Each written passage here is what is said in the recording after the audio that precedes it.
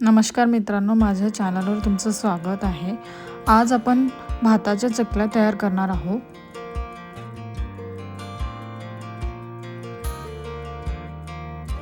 या चकल्या तयार करण्यासाठी जास्त मेहनत नाही लागत आणि खायला पण उत्तम लागतात। व्हिडिओ शेवटपर्यंत बघा आणि चॅनलवर नवीन असाल तर सबस्क्राइब करा। इथे मी 2 वाटी तांदूळ घेतले, जे आधीच पाण्याने धुवून घेतले होते। तांदूळ घ्यासाठी मी या वाटीचा उपयोग केला आणि याच वाटीने मी पाणी सुद्धा घेतले। इथे चवीनुसार मीठ आणि 1 चमचा जीरा, यामध्ये तुम्ही मिरचीचा पेस्ट आणि तीळ सुद्धा टाकू शकता।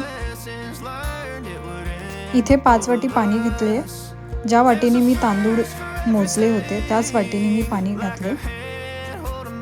हे चकल्या बनवण्यासाठी तुम्ही कुकर किंवा साधा पातेल्याचा उपयोग सुद्धा करू शकता। आता यामध्ये मीठ आणि जीरा टाकून पाण्याला छान उकळी येऊ देऊ।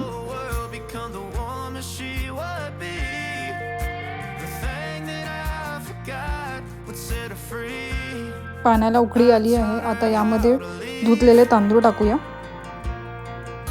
पूर्णपणे तांदूळ टाकल्यानंतर कुकरचं झाकण लावून त्यामध्ये 3 शिट्टी घेऊ।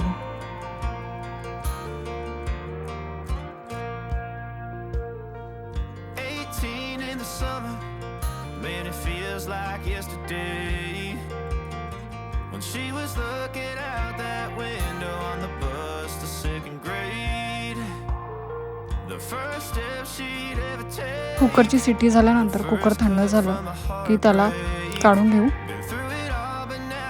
बघू शकता किती मऊ असा भात झालेला आहे।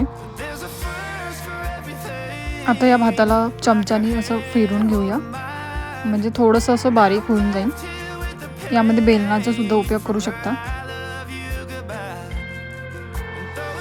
आता हा भात पूर्णपणे चकली बनवण्यासाठी रेडी झालेला आहे।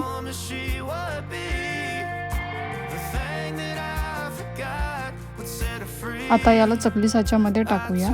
चकली बनवताना चकली साच्याला तेल लावायची गरज नाही आहे। भात गरम असेल तर चकली व्यवस्थित पडल्या जातील, अन्यथा भात थंड झाला की चकली व्यवस्थित पडणार नाही।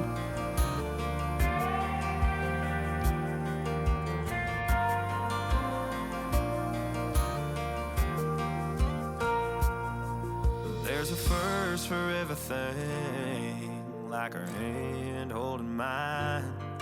Now I'm left here with the pain from her I love you goodbye. And though it hurts to watch my baby. इथे मी चकली टाकायसाठी सुती कापडाचा उपयोग केलेला आहे। तुम्ही प्लास्टिकचा सुद्धा उपयोग करू शकता।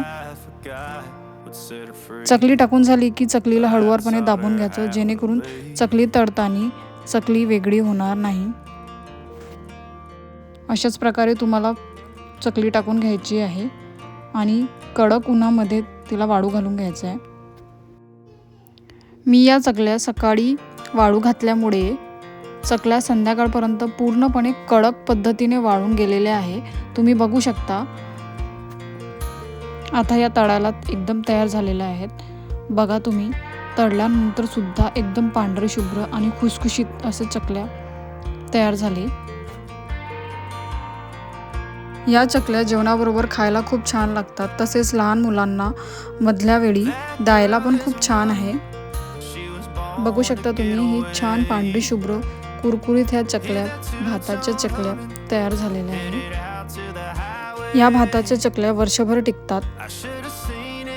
तुम्हाला ही रेसिपी आवडली असेल तर व्हिडिओला लाईक करा, कमेंट करा, शेअर करा आणि नवीन असाल तर सबस्क्राइब करा। अशाच नवीन रेसिपीसोबत पुन्हा भेटूया। धन्यवाद।